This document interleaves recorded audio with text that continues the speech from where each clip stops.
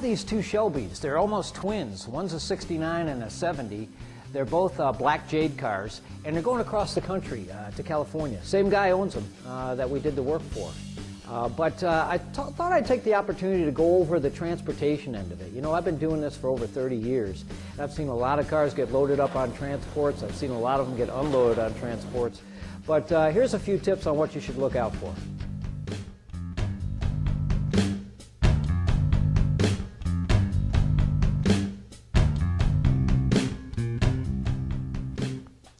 These two Shelbys are going to California, same owner. Talk about a lucky guy. One's a 69 GT 500, the other's a 70 GT 350, which that GT 350 at 1970 has a whole story on its own.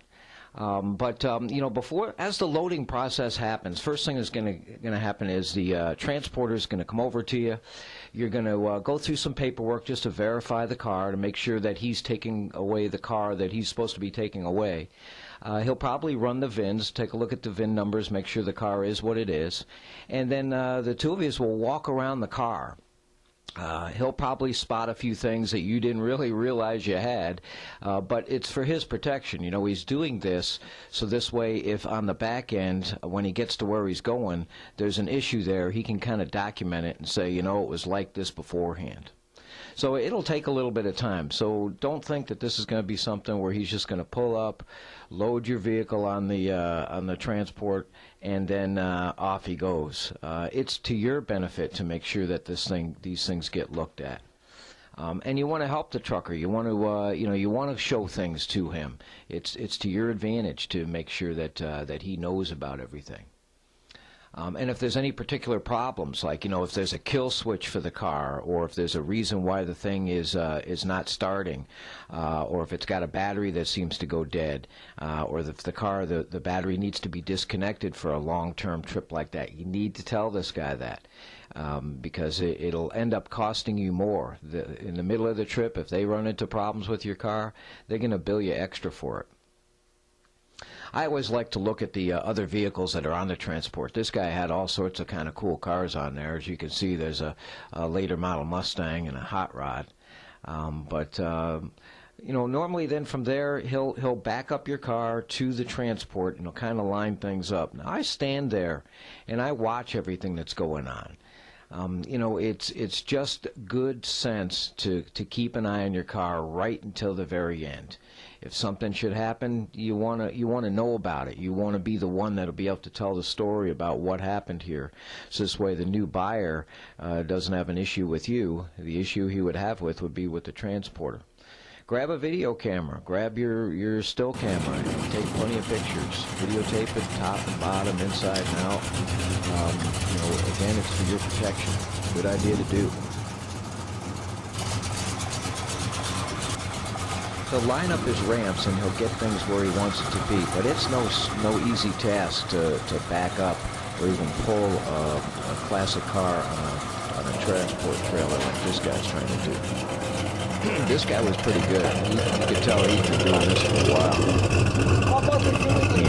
And he had a little bit of an issue getting these things backed up on there. You know, these ramps are a little slick.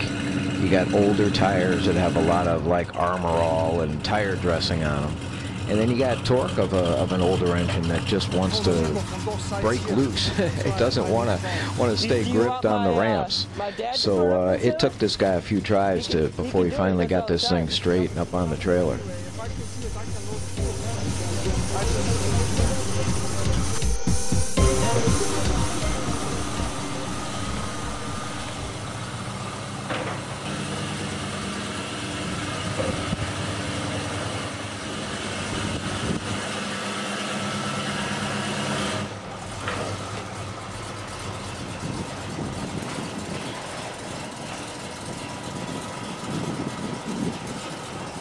You can see here how even the tires are so slick that when he puts the brakes on, the car wants to slide down the ramps. So he's got a difficult job. I sympathize with these drivers. They do get paid a good amount of money, but they have a big responsibility.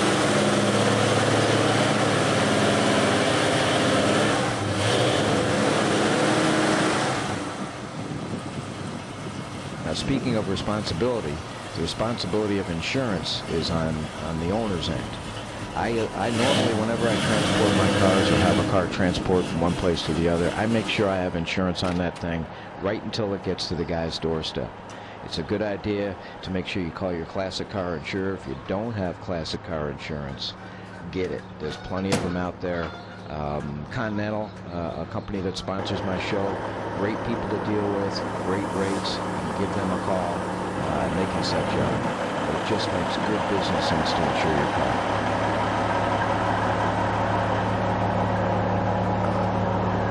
Wasn't quite sure what this thing is. I think it's an Anglia, this orange vehicle. Had a big old Chevy engine in it. He had a 56 Chevy above that. Nice little yellow Mustang. And I had never really seen one of these trailers before. Well, I shouldn't say that. I've seen it, but not up close like this, where the doors on the side slide like a curtain. That's a pretty slick setup. I'm not sure how watertight it is. It seemed like it'd be fairly watertight, but in a storm I could see the cars getting somewhat wet. But it sure does make it easier for the driver to get in and out of the cars, to move them in and out, and get himself where he should be.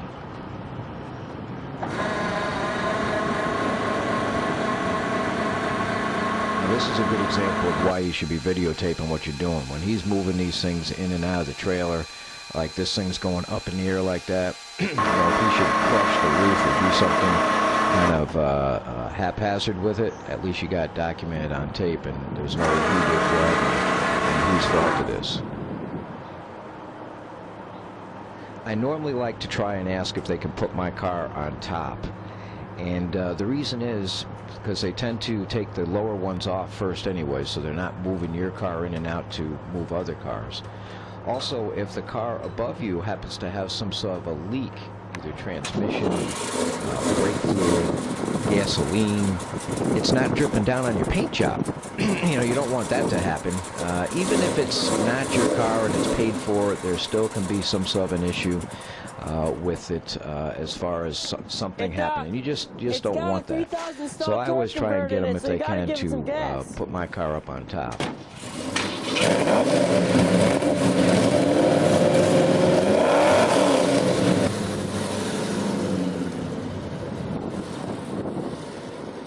Now this GT500 he's backing on now, this is a torquey son of a gun. We're talking 428 cubic inches here, Cobra Jet motor, and he had a little bit of a difficult time moving this thing around. Had like a 3,000 stall torque converter in the trans, so until this thing was like fully warmed up, it wasn't going to just move around real easy like the GT350 did. He did a good job. I mean, this guy really, I gotta give him a pat on the back. He did a good job moving these vehicles around.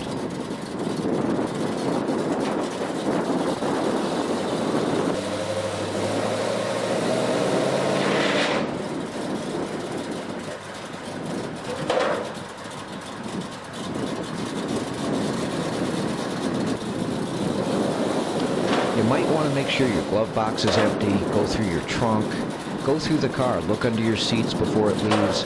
You know, once it's gone, it's gone. And if there's any valuables in the car that you might have left behind, well, they're going to go with it. So I always make sure that I go through my glove box, take any identification of myself out of there. I certainly don't want my name and address in there. You never know who's going to get the car next. So I take that stuff out of there.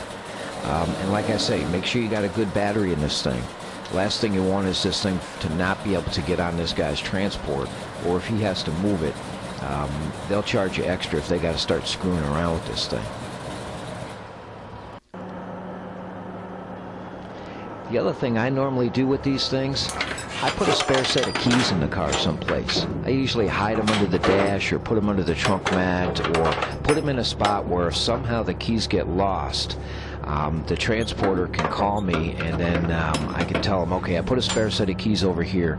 It just makes life so much more easier, you know, in case keys get lost.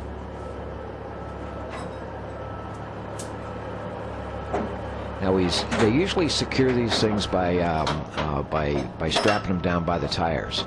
So make sure you got enough air pressure in them. I usually put like 35 to 40 pounds of air in the tires on these cars, so when they strap them down, you know, it doesn't kind of flatten itself out and make the car bounce around. This little hot rod he's pulling in now, this blue one, I thought that was just the coolest looking thing. It had a little Chevy 350 in it, and he was able to, see how he's able to just bring that one right up. He just rolled that thing in. It was a really cool car.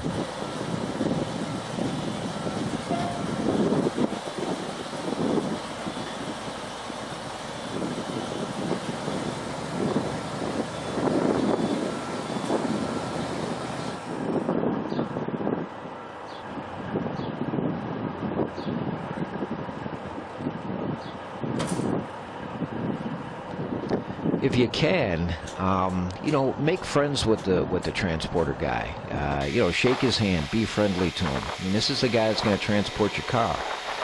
So you want to be a friendly person to him, because they're going to be taking care of your car. And if he needs a hand, if he's got a blind spot and he can't see, be there for him to guide him back. Every help he can get is good for him.